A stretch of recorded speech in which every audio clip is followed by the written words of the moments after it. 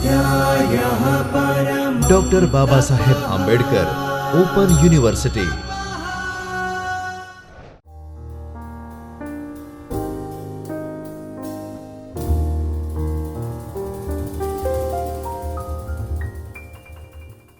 નમસ્કાર વિદ્યાર્થી મિત્રો, ડૉક્ટર બાબા સાહેબ આંબેડકર ઓપન યુનિવર્સિટીના ચૈતન્ય સ્ટુડિયોમાં હું પ્રાધ્યાપક વિનોદ સોનવણે આપનું સ્વાગત કરું છું। MSWના અભ્યાસક્રમમાં પેપર નંબર 201 એટલે કે સામાજિક વૈયક્તિક સેવા કાર્યના અભ્યાસક્રમમાં આપણે આગળ વધી રહ્યા છીએ। અહીં આપણે સામાજિક વૈયક્તિક સેવા કાર્યની અંદર આપણે નવો મુદ્દો એક છે જેની ગુણવત્તા અને પ્રયુક્તિની વાત કરીએ છીએ, એ આપણે સમજવા માંગીએ છીએ। આપણે જોઈએ કે સામાજિક વૈયક્તિક સેવા કાર્ય પદ્ધતિ જ્યારે આપણે કામ કરીએ છીએ ત્યારે કાર્યકર્તાની ગુણવત્તા કેવી હોય છે। ગુણવત્તા એટલે અંગ્રેજી શબ્દ છે ક્વોલિટીઝ। તો ક્વોલિટી કઈ કઈ હોવી જોઈએ। જેમ આપણે કોઈ પ્રોડક્ટ લઈએ છીએ તો એ પ્રોડક્ટની અંદર કેટલીક ક્વોલિટી હોય તો આપણને એ ગમે છે, અને એટલી ક્વોલિટી ડાઉન હોય તો આપણને ગમતું નથી અથવા ઓછું પસંદ આવે છે। એટલે આપણે સમજવાની વાત એ છે કે આપણે કેવી કેવી ક્વોલિટીઝ પોતાની જાતમાં ડેવલપ કરવી પડશે। સમજીએ, ક્વોલિટી એટલે કે ગુણો। જેટલા ગુણો હોય, આપણે એવું કહીએ ને કે સર્વગુણ સંપન્ન હોવું, સંપન્ન જેટલા ગુણો વધારે એટલી એની કામ એ સારું તો કરી શકે છે। એટલા ગુણો હોવા જોઈએ, કયા કયા ગુણો કેળવવા જોઈએ, બરાબર છે। અને એ ગુણો એના અંદર હશે તો એ સારી રીતે વ્યવસાયિક કાર્યકર તરીકે કામ કરી શકશે, as a professional A work કરી શકશે। તો આપણે એ સમજીએ। તો પહેલી એક વાત કરીએ છીએ આપણે વ્યવસાયિક જ્ઞાન। તમે જે પ્રોફેશનમાં છો, સમાજ કાર્ય વ્યવસાયમાં, એનું પૂરતું જ્ઞાન હોવું જરૂરી છે। એ જ્ઞાન હશે તો એ કાર્યકર્તા કામ કરી શકશે।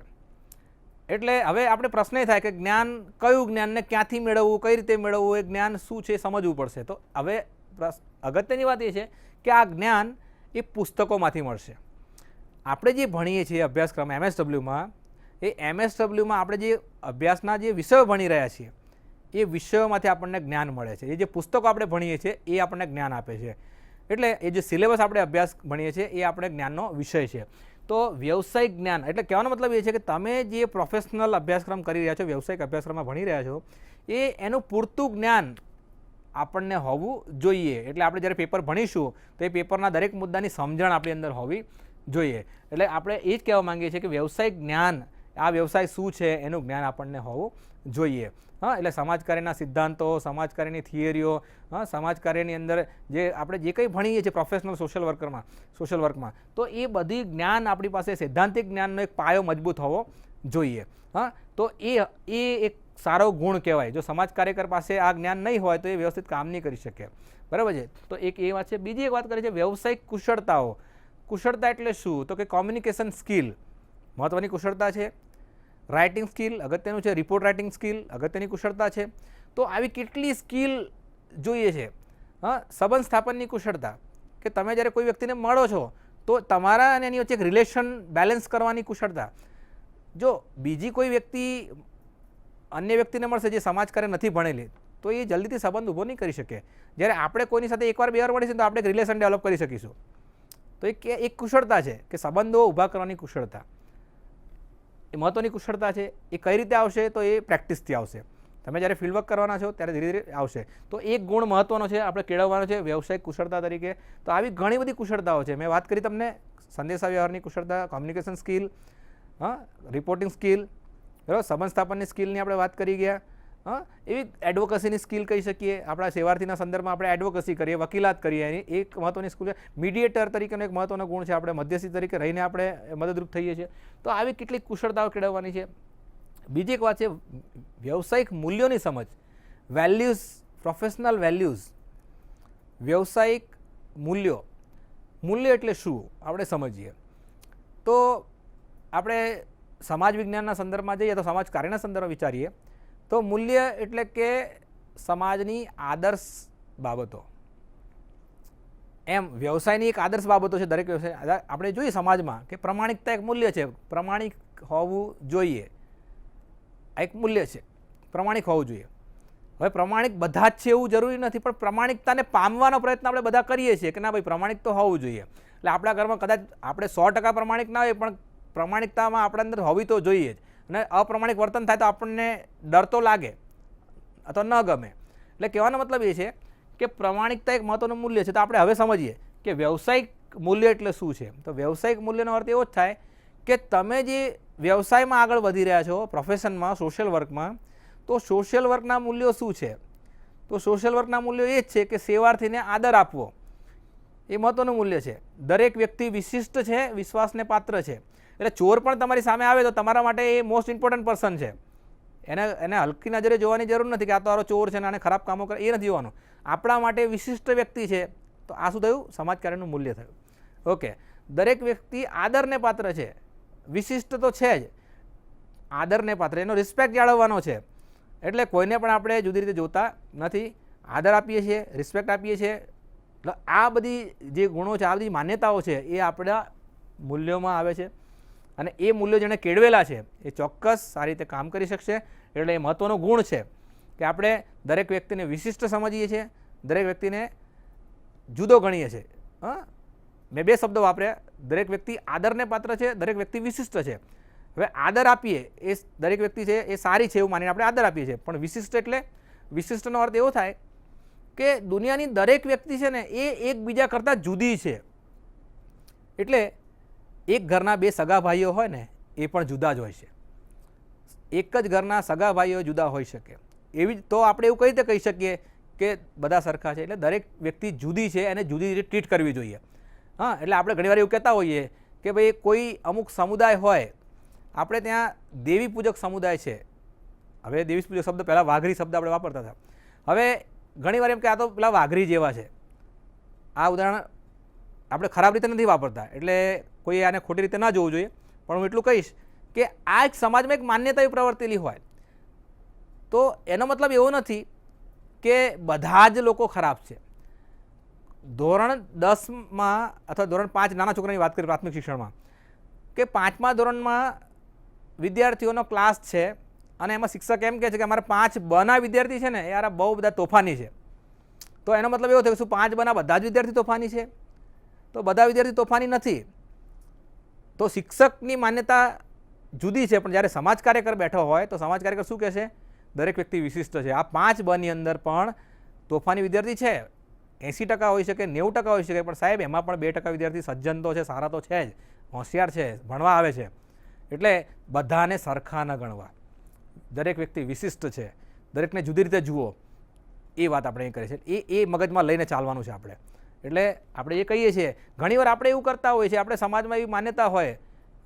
આપણે સમાજમાં અમદાવાદ શહેરમાં છારા કોમ્યુનિટી એક વિસ્તારમાં રહે છે, કુબેરનગર વિસ્તારમાં. તો એવું કહેવાતું હોય છે કે છારા એટલે ચોર હોય, છારા એટલે ચોરી જ કરતા હોય. તો શું છારા હોવું એ ચોર હોવાનો સિમ્બોલ છે?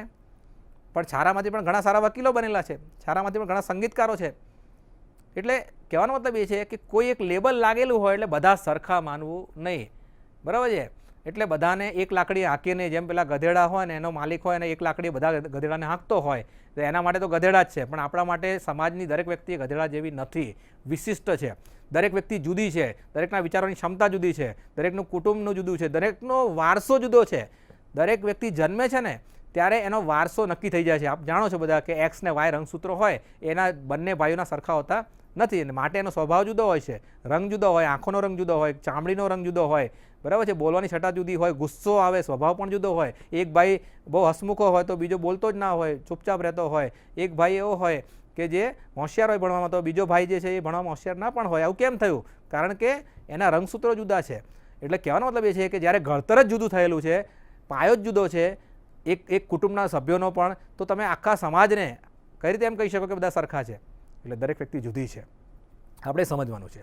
ઓકે, એટલે મોટે ભાગે આપણે તો એવું હોય છે કે જનરલી કોઈ પણ ઘટના બને તો આપણે એક આખા સમુદાયને, આપણે ત્યાં તો જ્ઞાતિ વ્યવસ્થા છે, એટલે આપણે શું કહીએ કે પટેલ સમાજ એટલે આવો. એટલે પટેલ સમાજને આખો તમે કેન્દ્રમાં લઈ લો છો, પણ પટેલ સમાજમાં કેવી કેવી વ્યક્તિઓ છે, આપણે વ્યક્તિગત ધોરણે વ્યક્તિગત પર્સનલ વ્યક્તિને ધ્યાનમાં લઈને ચાલીએ છીએ એમ. એટલે કોઈ જ્ઞાતિને ધ્યાનમાં લઈને, કોઈ ધર્મને ધ્યાનમાં લઈને આપણે ત્યાં એવું પણ એક કદાચ વિધાન થતું હોય છે કે ભાઈ મોટેભાગે આતંકવાદીઓ છે ઇસ્લામ ધર્મના હોય છે.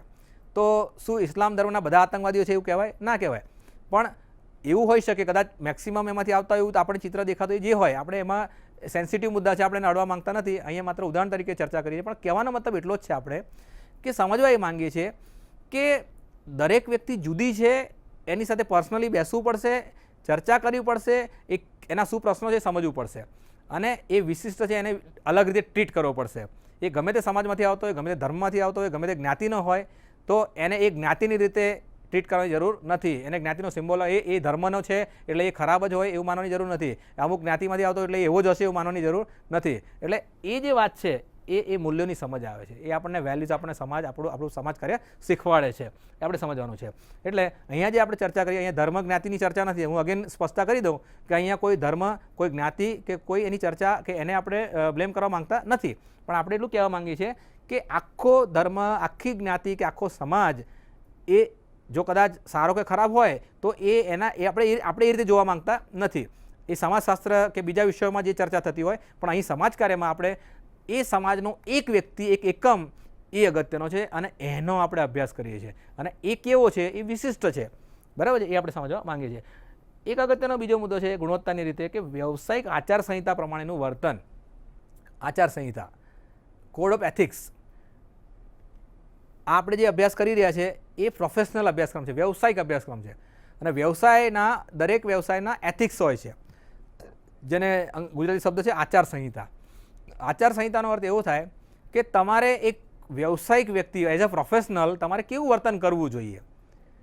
તો આપણી આચારસંહિતામાં પણ છે કે આપણે પોતાના કલીગ સાથેની આચારસંહિતા, એટલે મારી સાથે કામ કરનારો વ્યક્તિ છે એની સાથે મારે કઈ રીતે વર્તન કરવું જોઈએ, તો એની આચારસંહિતા સમાજકાર્યની છે આપણી પાસે. એવી જ રીતે મારો સેવાર્થી જે મારી સામે સેવા લેવા આવે છે, તો મારે એની સાથે કઈ રીતે વર્તન કરવું છે, તો એની પણ આચારસંહિતા, એના નિયમો બનેલા છે આપણા, બરાબર. National association of social work એણે બનાવેલા છે. તો એ કોડ ઓફ એથિક્સ આપણે વાંચવા જોઈએ, સમજવા જોઈએ. હા, તો આપણો સેવાર્થી છે એની સાથેની આચારસંહિતા કેવી હોઈ શકે, આપણા કલીગ્સ છે એની સાથે આપણે કઈ રીતે આચારસંહિતા, આપણે કઈ રીતે કામ કરવાનું છે, કઈ રીતે ડીલ કરવાનું છે, એની આચારસંહિતા હોઈ શકે. હા, આપણે જે સમુદાય સાથે કામ કરવાનું એની સાથે આપણે કઈ રીતે કામ કરવાનું છે. તો આ આચારસંહિતા છે એ આપણને ચોક્કસ ગાઈડલાઈન પૂરી પાડે છે. તો જ્યારે આપણે પ્રોફેશનલી કામ કરતા હોઈએ ત્યારે એક મહત્ત્વનો ગુણ એ છે કે આચારસંહિતાને ફોલો કરવાની છે. જો આચારસંહિતા આપણે અત્યારે ભણીએ છીએ, સમાજકાર્યના વિદ્યાર્થી તરીકે આપણે શું કરીએ, અત્યારે અભ્યાસ કરીએ છીએ. પણ હવે જ્યારે તમે નોકરી કરશો ત્યારે કંઈ ચોપડી ખોલીને આચારસંહિતા વાંચવા નહીં જવું પડે. ત્યારે એ આત્મસાત થઈ જવી જોઈએ. ત્યારે આપણને કોઈ કહે એવું નહીં, આપણા વર્તનમાં વણાઈ જવું જોઈએ. મેં તમને વાત કરી કે દરેક વ્યક્તિ વિશિષ્ટ છે, મૂલ્યોમાં આપણે વાત કરી ગયા. તો કોઈ પણ વ્યક્તિ સામે આવે તો આપણે એ જ જોવું જોઈએ કે ભાઈ આ તો કોઈક વિશિષ્ટ એક વ્યક્તિ આવી છે, એટલે એને આપણે કોઈ એના વિશે બહારના સમાજ ગમે તે કહેતું હોય કે આ વ્યક્તિ કયા સમાજનો છે, કઈ જ્ઞાતિનો છે, કયા ગુનો કરીને આવે છે, એનું શું વર્તન રહેલું છે, એનો ભૂતકાળ શું રહેલો છે, ગમે તે હોય, મારા માટે એક વ્યક્તિ છે, મારે એને ટ્રીટ કરવાનો છે, ઇટ્સ ઓકે. તો આ જે ભાવના છે એ અંદર કેળવાઈ જવી જોઈએ. એટલે પ્રોફેશનલી જ્યારે કામ થતું હોય ત્યારે એ પ્રોફેશનલ વ્યક્તિમાં કેટલાક ગુણ આવી જ જતા હોય છે. અને એ ગુણો, અહીંયા જે ચર્ચાનો મુદ્દો એ જ છે કે કાર્યકર્તાની ગુણવત્તા, તો આપણે એ ગુણો કેળવવાના છે અને એટલે અહીંયા આપણે ચર્ચા કરી રહ્યા છીએ. તો આચારસંહિતા છે આપણને વર્તન કઈ રીતે કરવાનું છે એ શીખવાડે છે. સમાજ સાથે કઈ રીતે વર્તન કરવાનું, સેવાર્થી સાથે કઈ રીતે વર્તન કરવાનું છે, સંસ્થાના કાર્યકરો સાથે કઈ રીતે વર્તન કરવાનું છે, એ વર્તનના નિયમો, વર્તન તમારું કેવું હોવું જોઈએ, એઝ અ પ્રોફેશનલ વ્યક્તિ એનું વર્તન કેવું હોવું જોઈએ એ આપણે અહીંયા શીખીએ છીએ. અને એ ગુણો આપણે કેળવવાના છે, અભ્યાસ દરમિયાન કેળવવાના છે અને ભવિષ્યમાં નોકરી કરીશું ત્યાં એપ્લાય પણ કરવાના છે. બીજી એક મહત્ત્વની વાત કરી છે પ્રમાણિકતા, સહાનુભૂતિ, સહનિયંત્રણ. આપણે ત્રણેક મુદ્દા છે નાના નાના, એ પણ જોઈએ છીએ. પ્રમાણિકતા, પ્રોફેશનલ વ્યક્તિમાં ક્યારે પણ એવા બાયસ ના આવવા જોઈએ, પૂર્વગ્રહ આવે, અપ્રમાણિક વર્તન કરે, ક્યાંક પૈસાની લાંચ મળતી હોય એટલે નિયમ ફેરફાર કરી નાખે, બદલાઈ જાય, વ્યવસ્થા જે એના માટે આદર્શ વ્યવસ્થા એનાથી બહાર નીકળીને કંઈક બીજું પગલું ભરે, એ ના થવું જોઈએ. એટલે મહત્ત્વનો ગુણ છે પ્રમાણિકતા, વફાદારી, એના વ્યવસાય પ્રત્યેની વફાદારી. એટલે કાં તો પૈસાની લાલચ મળતી હોય, કાં અંગત લાભ થતો હોય, તો એના કારણે એવું બને કે પેલો પ્રોફેશનલ વ્યક્તિ, સમાજ કાર્યકર, એ કદાચ શું એ બાજુ ઢળી જશે. તો આપણું પ્રોફેશન આપણને શીખવાડે છે કે આ એક મહત્ત્વનો ગુણ છે, ભાઈ પ્રમાણિક, તમારા વ્યવસાય પ્રત્યે પ્રમાણિક રહેજો તમે. આપણે જે વ્યવસાયમાં કામ કરી રહ્યા છે એની પ્રમાણિકતા તો કેળવવાની જ છે. આપણે મહત્ત્વનો ગુણ છે, એને વળગી રહેવાનું છે, બરાબર છે. એટલે એક નાનકડા લાભ માટે આપણે પોતાની પ્રામાણિકતા છોડી દઈએ, આપણે પ્રોફેશન સાથે એક મોટો અન્યાય કરીએ, એ ન થવું જોઈએ, બરાબર છે. એટલે એ મહત્ત્વનો ગુણ છે પ્રમાણિકતા. બીજી એક વાત કરીએ છે સહાનુભૂતિ. સહાનુભૂતિ, સિમ્પથી. આની સાથે એક બીજો શબ્દ છે એમ્પથી, પરાનુભૂતિ. એક ગુણ મહત્ત્વનો કેળવવાનો છે. સહાનુભૂતિને પરાનુભૂતિ, હું બેની ચર્ચા અહીંયા સહાનુભૂતિ લખ્યું છે, આપણે બે ચર્ચા કરીએ. સહાનુભૂતિ, બરાબર. સામેવાળી વ્યક્તિ મુશ્કેલીમાં છે ત્યારે એની સાથે બેસીને, બરાબર, એને એક આધાર પૂરો પાડવાની વાત છે અહીંયા, બરાબર. મહત્ત્વનો ગુણ છે કે આમનામ ના થાય, તમે કઈ રીતે એની સાથે સેન્સિટિવલી વર્તન કરો છો, વાત કરો છો, ચર્ચા કરો છો અને સામેવાળાને એક આધાર પૂરો પાડો છો. તો આ એક મહત્ત્વનો ગુણ છે. તમે એવી હવે તમારે કેળવવાનું છે, એ પ્રેક્ટિસથી આવે. તો એ પ્રેક્ટિસ તમે જેમ જેમ કરતા જશો એમ કઈ રીતે સહાનુભૂતિ આપવી, સામેવાળી વ્યક્તિને માનસિક આધાર કઈ રીતે પૂરો પાડો એ શીખશો. એટલે એ પણ મહત્ત્વનો ગુણ છે. બીજો એક મુદ્દો મેં અહીંયા વાત કરી તમને, પરાનુભૂતિ. પરાનુભૂતિનો અર્થ એવો થાય કે ભાઈ બીજાની સમસ્યા છે ને એ આપણે પોતે ફીલ કરીએ, સમજીએ. હું એમ કહું, કોઈ વ્યક્તિને વાગ્યું હોય અને એનો પગ કપાઈ જાય, અપંગ થઈ જાય, એક્સિડન્ટ થાય અને અપંગ થઈ જાય, અને આપણે સલાહ આપીએ કે તું અપંગ થઈ ગયો, વાંધો નહીં, હવે ભગવાન બધું સારું કરશે, બધું બરાબર છે. પણ તમે વિચારો કે જો એની જગ્યાએ હું અપંગ થઈ ગયો તો હું શું કરત? તો એ વ્યક્તિની જગ્યાએ પોતાની જાતને મૂકી જુઓ જરા, કે જો હું સલાહ તો આપું છું કે ચિંતા ના કરતો અને બધું સારું થશે, એ બધું બરાબર છે, આપણે એને આધાર પૂરો પાડે છે, માનસિક આધાર. પણ એક વિચારો કે જો કદાચ એની જ જગ્યાએ હું હોત અને મારો પગ કપાઈ જાય, અપંગ થઈ જાય, અને એ સમયે હું શું કરતો હોત? તો એ સેવાર્થીની સિચ્યુએશનમાં પોતાની જાતને સેટ કરી જુઓ જરા, તો આપણને લાગશે કે આવું મારી સાથે થાય તો હું તો વિચારો, તો આપણા વિચારો બદલાઈ જાય તરત જ. તો પરાનુભૂતિ જરા ફીલ કરો, અને ફીલ કરશો ને તો તમારા વિચારોમાં ઘણા બધા નવા આઈડિયાઝ ક્રિએટ થશે કે જો હું મારી સાથે આવું થાય તો શું કરું, અને એ આઈડિયા તમે પછી પેલા સેવાર્થીને સમજાવો કે આવું પણ થઈ શકે, બરાબર છે. એટલે સહાનુભૂતિ પૂરી પાડવાની છે, એ મહત્ત્વનો ગુણ છે. પરાનુભૂતિ એની જે સમસ્યાને પોતે અનુભવ કરીએ આપણે, બરાબર છે, આપણે સમજીએ કે એની જગ્યાએ હું હો તો શું કરી શકું, એવો પણ એ સમજવાનો પણ એક મહત્ત્વનો ગુણ છે, એ હોવું જોઈએ. બીજું કે છે સ્વનિયંત્રણ, પોતાની જાત પર કાબૂ રાખો. એટલે ઘણીવાર એવું બને કે આપણે માણસ છીએ અને સામે પણ માણસ છે, અને એ માણસની સમસ્યા અથવા મુશ્કેલી જોઈને આપણે રોવા લાગી જઈએ, એવું ના થવું જોઈએ. કારણ કે માણસ હોય એટલે લાગણી રહેવાની. અને એવું પણ બને કે પેલો સમાજ જે સેવાર્થી છે એ એકવાર, બે વાર મળે, 3 વાર મળે, તમને પણ એક લાગણીના સંબંધો બંધાઈ ગયા હોય, એક નજીકના મિત્રતાના સંબંધો બની ગયા હોય. હવે એની મુશ્કેલી જોઈને આપણને પણ દુઃખ થાય કે બહુ ખરાબ એની સાથે થયું, બરાબર છે. ત્યારે એ દુઃખ થાય, એક થોડુંક આપણને એવું લાગે, પણ એના માટે પોતાની જાતને પણ આપણે રોકી ના શકીએ અને રોવા લાગી જઈએ, અથવા તો એવું બને કે અરે તમારી સાથે બહુ ખોટું થયું, અરે બહુ ખરાબ થયું, મને પણ બહુ લાગી આવ્યું, આવી કોઈ શબ્દો વાપરવા ના જોઈએ. કારણ કે તમે જ્યારે એવી ચર્ચા કરશો કે યાર તમારી સાથે ખરાબ થયું, આવું ના થવું જોઈતું હતું, હું પણ તમને આધાર આપું છું, પણ તમે જે 2 શબ્દો બોલી ગયા કે તમારી સાથે બહુ ખરાબ થયું, એટલે એને પેલું ફીટ થાય કે હા ખરાબ તમારી સાથે થયું જ છે. એટલે ક્યારે આવા જે શબ્દો આપણે વાપરીએ છીએ ત્યારે સ્વનિયંત્રણ, આપણે પોતાના વાણી પર નિયંત્રણ રાખીશું, આપણે બોલવાની સ્પીચ છે એની પર નિયંત્રણ હોવું જોઈએ, આપણું વર્તન પર આપણે એટલા બધા ઢીલા ના પડી જઈએ. કારણ કે દુઃખની વાત થતી હોય, કોઈ ગંભીર ઘટના બની હોય તો આપણને પણ દુઃખ તો લાગે, અને એ લાગે કે ભાઈ ખરાબ વાતાવરણ થઈ ગયું છે, બધા દુઃખદ વાતાવરણ છે, તો એમાં આપણે કંઈ ત્યાં બહુ ખુશ ના રહી શકીએ, થોડુંક આપણને પણ લાગી આવે માણસ તરીકે. પણ ત્યાં પોતાની જાત પર નિયંત્રણ રાખવાનું છે, ત્યાં બહુ સેન્સિટિવ થવાની જરૂર નથી, બહુ લાગણીમાં, આવેશમાં આવી જવાની જરૂર નથી. તો એ મહત્ત્વનો ગુણ છે કે પોતાની જાતની સ્ટેબિલિટી ટકાવી રાખવી, એ બહુ અગત્યની વાત છે. પૂર્વગ્રહ રહિત વ્યક્તિત્વ, આમ તો આગળ આપણે થોડી વાત કરી પ્રમાણિકતામાં, એ જ વાત અહીંયા થોડી ચર્ચા કરીએ કે પૂર્વગ્રહ બાયસ ના હોવો જોઈએ. જ્યારે સમાજ કાર્યકર કામ કરે છે ત્યારે કોઈ પણ જાતનો પૂર્વગ્રહ એની અંદર હોવો ના જોઈએ, બાયસ ના હોવો જોઈએ, બરાબર છે. એ જે કંઈ કામ કરે છે પૂરતી નિષ્ઠાથી, પ્રામાણિકતાથી, બરાબર છે, કોઈ પણ જાતના બાયસ વગર, અને પોતે જે પ્રોફેશનલ વેલ્યુઝ શીખેલો છે, જે કંઈ જ્ઞાન કુશળતાઓ પડે એને આધારે પૂરતી એના ટુ ધ બેસ્ટ એફર્ટ, એના પૂરતા પ્રયત્ન કરીને એ પોતાના સેવાર્થીને મદદ કરશે. તો આ એની મહત્ત્વની કુશળતા છે. એટલે પૂર્વગ્રહ, બાયસ રાખીને, માની લો કે તમારી સામે તમે ક્યાંક કાઉન્સેલિંગ માટે બેસેલા છો, 10 વ્યક્તિઓ લાઇનમાં આવી રહી છે, 1 બાય 1 આવી રહી છે, તમારો કોઈક નજીકનો છે ને તમે એની વધારે સેવા કરો છો, મદદ કરો છો, અને બીજા કોઈ કે આ ભાઈ પછી આવજે, તો આ પૂર્વગ્રહ છે. બધા જ આવી રહ્યા છે, બધાને સરખી રીતે તમે ટ્રીટ કરો. જો આપણે એકને સારી રીતે ટ્રીટ કરીએ છીએ અને બીજાને નથી કરતા તો આ પૂર્વગ્રહ દેખાઈ આવે છે. હવે આવું ઘણીવાર એવું બને કે બાયસ ધીરે ધીરે આપણી અંદર કેળવાઈ જાય.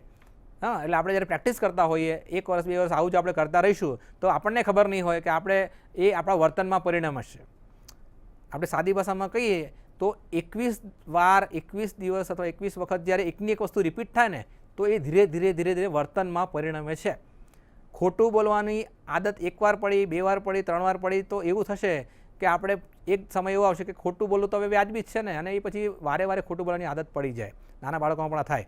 તો વાત એ છે કે આ પૂર્વગ્રહ રહિત વર્તન કરવું છે તો આ આપણી જાત પર કંટ્રોલ રાખવાની વાત છે કે શું એવું થઈ રહ્યું છે મારાથી, હું જ્યારે કામ કરું છું ત્યારે શું એવું હું બાયસ કરું છું કોઈની સાથે, એ પોતાની જાતનું સ્વદર્પણ, પોતાની જાતને જોયું, અરીસામાં આપણે પોતાની જાતને જોઈએ છે એમ આપણે પોતાની જાતને જોવાનું છે કે હું જે કામ કરું છું પ્રોફેશનલ વ્યક્તિ તરીકે તો શું મારાથી કોઈને બાયસ તો નથી થતું ને.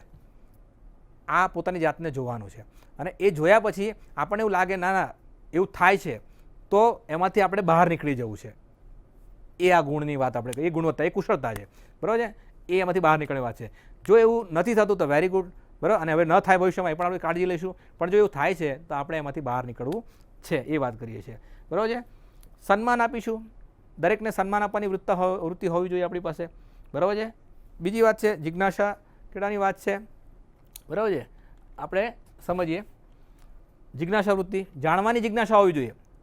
પ્રોફેશનલ વ્યક્તિમાં એક મહત્વનો ગુણ છે, કારણ કે પ્રોફેશન છે એ સમાજ સાથે જોડાયેલું છે અને સમાજની વ્યક્તિઓ સાથે સમાજ સતત પરિવર્તનશીલ છે, સમાજ સતત બદલાતો રહે છે. હવે તમે નવું નહીં જાણો ને તો નહીં ચાલી શકો, એટલે જિજ્ઞાસા વૃત્તિ હોવી જ જોઈએ, એ મહત્વનો ગુણ છે. નવા અપડેટ શું છે આપણા પ્રોફેશનમાં આપણને ખબર હોવા જોઈએ, નવા શું સમસ્યાઓ આવી રહી છે, એના શું રસ્તાઓ નીકળી રહ્યા છે, સરકાર કઈ તરફ આગળ વધી રહી, સરકારી યોજનાઓ કઈ આગળ વધી રહી છે, નવું અપડેટ આપણી પાસે હોવું જોઈએ. એ જિજ્ઞાસા વૃત્તિ, જાણવાની વૃત્તિ હોય તો તમે ચોક્કસ અપડેટ થશો અને અપડેટ થશો તો ચોક્કસ પ્રોફેશનમાં ચાલી શકશો. એટલે અગત્યની વાત છે કે જિજ્ઞાસા વૃત્તિ આપણે કેળવવી જોઈએ, એ મહત્વનો ગુણ છે. સરકારી યોજના અને કાયદાકીય જ્ઞાન આપણે જોઈ ગયા કે ભાઈ સરકારી યોજનાઓ જાણશે તો જ સમાજ કાર્યકર કામ કરી શકશે. એટલે સરકારની મોટાભાગની યોજનાઓ, આખી યોજના ગોખવાની જરૂર નથી, પણ આવી કોઈક યોજનાઓ સરકારે મૂકેલી છે એટલું ખબર હોવી જોઈએ. પછી જ્યારે વધારે જરૂર પડશે નેટ પર સર્ચ કરી લઈશું આપણે, અથવા જે તે વિભાગનો સંપર્ક કરીશું, એના ડોક્યુમેન્ટ મેળવી લઈશું તો એ ચાલશે. પણ આપણે એટલું આઈડિયા તો હોવી જ જોઈએ કે ભાઈ ધારો કે વિકલાંગની વાત કરીએ તો વિકલાંગ માટે અમુક યોજનાઓ, સાધન સહાયની યોજના છે, આપણને ખબર હોવી જોઈએ. હા, આપણે બિલકુલ કોરી સ્લેટ જેવું ના હોવું જોઈએ. હા, એટલે કોઈ પણ વાત હોય આપણને કંઈક આઈડિયા ખબર હોવી જોઈએ. અને બીજી વાત છે કાયદાકીય જ્ઞાન. તો કાયદા અને પોલિસી સરકારની જે છે, ધારો કે આપણે વાત કરીએ કે વિકલાંગો માટે શું વ્યવસ્થા છે, તો કાયદામાં 1995નો એક્ટ છે, બરાબર છે, વિકલાંગ ધારો 1995. ઓકે, 1995 પછી સુધારો થયો, તો એ સુધારો શું છે? હમણાં ડિસેબિલિટીના પહેલાં 8 પ્રકાર હતા, હવે 21 પ્રકાર ડિસેબિલિટીમાં આવી ગયા. તો 21 પ્રકાર થયા એ આપણને હવે ખબર હોવી જોઈએ. 21 પ્રકાર કયા છે ડીપમાં કદાચ નહીં ખબર તો કશો વાંધો નહીં, પણ જ્યારે કોઈ ડિસેબલ વ્યક્તિ હોય ત્યારે કદાચ આપણે એ વધારે ગહન અધ્યયન કરી લઈશું, કારણ કે સમાજ કરે એવો વિષય છે કે જેની અંદર દુનિયાભરના ઘણા બધા વિષયો ભેગા થાય છે. એટલે બધું જ વાંચી લેવું, બધું જ યાદ રાખવું શક્ય નથી, પણ આપણે નેટનો સહારો લઈને, મદદ ક્યાંકથી પુસ્તકોને આધાર લઈને ચાલી શકીશું. તો એ યોજનાકીય જ્ઞાન, કાયદા જ્ઞાન હોય તો એ મહત્વનો આપણો ગુણ છે. હવે આગળ વધીએ. હવે પ્રયુક્તિની વાત કરીએ છીએ, બરાબર. સેવાર્થી અને કુટુંબ સાથે કામ કરવાની પ્રયુક્તિ, આ બીજો એક મુદ્દો, મહત્વનો મુદ્દો છે. આપણે સમજીએ કે કેવી પ્રયુક્તિઓ છે. પ્રયુક્તિ એટલે પદ્ધતિ, બરાબર, ટેકનિક એવો શબ્દ વાપરી શકીએ આપણે. તો એ શું છે આપણે સમજીએ. તો પહેલી એક વાત છે સેવાર્થીની સમસ્યા પર ધ્યાન કેન્દ્રિત કરવાની પ્રયુક્તિ. હા, સમસ્યા જે તમે સેવાર્થીની છે એ કઈ સમસ્યા છે એની પર કોન્સન્ટ્રેટ થવું, ધ્યાન કેન્દ્રિત કરવું, સમસ્યાને સમજવું. ટૂંકમાં આપણે કહેવાય માંગીએ છીએ કે સમસ્યા શું છે, એ સમસ્યાને આપણે ટોટલી ઓવરઓલ સમજવી છે. એ વ્યક્તિ બોલે છે ને કે મારી આ સમસ્યા છે, ઇટ્સ ઓકે, એણે કીધું, પણ એના સિવાય તમારે સમજવાનું છે કે વ્યક્તિ કહે છે એ માત્ર તમને 10% કહે છે, પણ 90% કીધું નથી. 90% તમારે સમજી લેવાનું છે. ક્યાંથી સમજશો? કુટુંબના સભ્યો પાસેથી, આજુબાજુના વાતાવરણમાંથી, આજુબાજુનો માહોલ સમજીને, એના મિત્રોને મળીને, બરાબર છે, એના હાવભાવને સમજીને, એના બોડી લેંગ્વેજને સમજીને. તો ઘણી બધી એવી જે માહિતી છે એ આપણે સમજી શકીએ છીએ. હા, તો સેવાર્થી પર સમસ્યા પર ધ્યાન કેન્દ્રિત ક્યારે થાય? આ બધું સમજ્યું ત્યારે તમે એ સેવાર્થીની સમસ્યાને કેન્દ્રિત કરી શકો છો. તો એ મહત્વની પ્રયુક્તિ છે. નિદાન અને સારવારના પગલાં વિકસાવવાની પ્રયુક્તિ. હા, એ સમજીએ એટલે નેક્સ્ટ આપણે શું કરીશું, કઈ પ્રયુક્તિ હશે ટેકનિક આપણી ટેકનિક એ હશે કે ભાઈ હવે શું નિદાન, રસ્તો શું એનો, સમસ્યા શું છે સમજવાનો પ્રયત્ન કર્યો તો નિદાન શું છે એનો રસ્તો શું હોઈ શકે એ આપણે વિકસાવીશું. હા, ધારો કે કોઈ વ્યક્તિ બીમાર છે, તો બીમાર છે તો એને દવા ક્યાંથી થાય? એ ગરીબ છે, પૈસા નથી, તો સારવાર ક્યાંથી થાય? પૈસા ક્યાંથી આવશે? પૈસા આપનારી કોઈ સંસ્થા છે, દવા આપનારી કોઈ સંસ્થા છે, એના રિપોર્ટ મફતમાં થાય એવું કોઈ યોજના છે, તો એ આપણે આ પગલામાં વિચારીશું. આગળની જે પ્રયુક્તિઓ છે એ સમજીએ. ટૂંકમાં મુલાકાતની પ્રયુક્તિ, મુલાકાત આપણે સમજી ગયા છે, થોડુંક અહીંયા ટૂંકમાં સમજીએ કે મુલાકાતની પ્રયુક્તિ, મુલાકાત કરવી એટલે એ પણ એક ટેકનિક છે મહત્વની, બરાબર. એમાં શું કરીએ છીએ આપણે? બે વ્યક્તિ એટલે સેવાર્થી અને સમાજ કાર્યકર સાથે મળે છે, ચર્ચા કરે છે, અને એના ચર્ચાના માધ્યમથી, ચર્ચા એટલે વાતો કરવી એ નહીં, પણ ચર્ચાના માધ્યમથી આપણે એ સમસ્યાને સમજીએ છીએ અને નિવારણ તરફ લઈ જઈએ છીએ, સમસ્યાના રસ્તા શોધીએ છીએ. એટલે એ આખી ટેકનિક છે, બરાબર. એ પ્રયુક્તિને આપણે સમજવાની છે. વર્ણન કરવાની પ્રયુક્તિ એ પણ આપણને આવડવી જોઈએ. વર્ણન, તમે જે કંઈ કામ કરો છો એનું ડિસ્ક્રિપ્ટિવ વર્ણન તમે લેખિત રીતે, મૌખિક રીતે ક્યાંક તમારે રજૂ કરવાનું તમારી સંસ્થામાં, તો એ આપણને આવડવું જોઈએ. એ છે દરમિયાનગીરીની પ્રયુક્તિ. દરમિયાનગીરીનો મતલબ એવો થાય કે એનો અંગ્રેજી શબ્દ ઇન્ટરવેન્શન, બરાબર છે. ઇન્ટરવેન્શન એટલે આમ જુઓ ને તો કોઈની જિંદગીમાં, પર્સનલ લાઈફમાં આપણે અંદર ઇન્ટર થઈએ છીએ. એક શબ્દ એવું કહી શકીએ, એ દખલગીરી એવો શબ્દ આપણે ત્યાં સાંભળેલો છે. તો કોઈને ગમતું નથી કોઈની જિંદગીમાં બહારનો વ્યક્તિ દખલ કરે, ગમતું નથી. પણ સમાજ કાર્યકર બહારની વ્યક્તિ છે અને દખલ કરે છે, તો અહીંયા દખલ શબ્દ આપણે નથી વાપરતા. અહીંયા આપણે એ દખલગીરી નથી, પણ આપણે એની જિંદગીમાં એટલા માટે એન્ટર કરીએ છીએ કે એની સમસ્યા સોલ્વ કરવી છે. માટે દરમિયાનગીરી, એના સમસ્યાની વચ્ચે આવીને આપણે દરમિયાનગીરી કરીએ છીએ. અને આપણે શું કરીશું, એ દરમિયાનગીરીના માધ્યમથી એના જીવનના ઘણા બધા પાસા, સામાજિક, આર્થિક, ધાર્મિક, રાજકીય બધા પાસાને સમજીએ છીએ અને એના નિદાનના પગલાં સમજીએ છીએ અને એને સોલ્વ કરવાનો પ્રયત્ન આપણે કરીએ છીએ. તો આપણે સમજીશું, બરાબર છે. એટલે દરમિયાનગીરીની ટેકનિક પણ આપણે સમજવાની છે. નેટવર્કિંગની પ્રયુક્તિ, સમાજ કાર્યકર છે, મેં આગળ વાત કરી તમને કે જ્યારે સમસ્યા સોલ્વ કરવાની હોય તો સરકારની યોજનાઓ ખબર હોવી જોઈએ, સરકારના વિભાગો ખબર હોવા જોઈએ, NGO કઈ કઈ કામ કરે એ ખબર હોવી જોઈએ, એવા કયા વ્યક્તિઓ છે, વ્યક્તિગત જે લોકો મદદ આપી શકે એમ છે. તો આ બધાની સાથે એક નેટવર્ક ગોઠવવું બહુ જરૂરી છે. તો જ્યારે તમે કામ કરો છો તો આ બધા સાથેનું એક નેટવર્કિંગ સમાજ કાર્યકરનું હોવું જોઈએ. એ સમાજ કાર્યકર આવી સામાજિક સંસ્થા સાથે જોડાયેલો હોવો જોઈએ. સમાજ કાર્યકર આવી વ્યક્તિગત જે એક્સપર્ટ લોકો છે એની સાથે જોડાયેલો હોવો જોઈએ. સમાજ કાર્યકર સરકારના વિભાગો સાથે જોડાયેલો હોવો જોઈએ, સરકારની યોજનાઓ સાથે એને ખબર હોવું જોઈએ. તો આ બધા સાથે એનું જે લિંકેજીસ છે એ લિંકેજીસ છેવટે તો સમસ્યા નિવારણમાં ઉપયોગી બને છે. એટલે નેટવર્કિંગ એક મહત્ત્વની પ્રયુક્તિ એના માટે બની રહે છે. કામની વહેંચણીની પ્રયુક્તિ, બરાબર છે. જે કંઈ કામ એની પાસે આવે છે એ કામને વ્યવસ્થિત ક્લાસિફાઈડ કરીને સમયાંતરે પૂરું કરવાની વાત છે અહીંયા. કે ભાઈ એવું પણ બને તમે જે NGOમાં કામ કરો છો ત્યાં તમારી સામે 10 કેસ 15 કેસ આવીને ઊભા છે, તો શું 15 કેસનો વર્કલોડ તમે સહન કરવાના છો? કઈ રીતે કરશો? તો કદાચ જો વર્કલોડ વધારે હોય તો આપણે સેવાર્થીને ન્યાય નહીં આપી શકીએ. તો અગત્યની વાત છે કે કામ જે કંઈ આવી રહ્યું છે એ કામ તમારી પાસે તમે એને ક્લાસિફાઈડ કરો, એટલે કે વર્ગીકૃત કરી દો અને કામ તમારે જુદું જુદું ડિવાઈડ કરીને એ વહેંચી દેવાનું છે, બરાબર છે.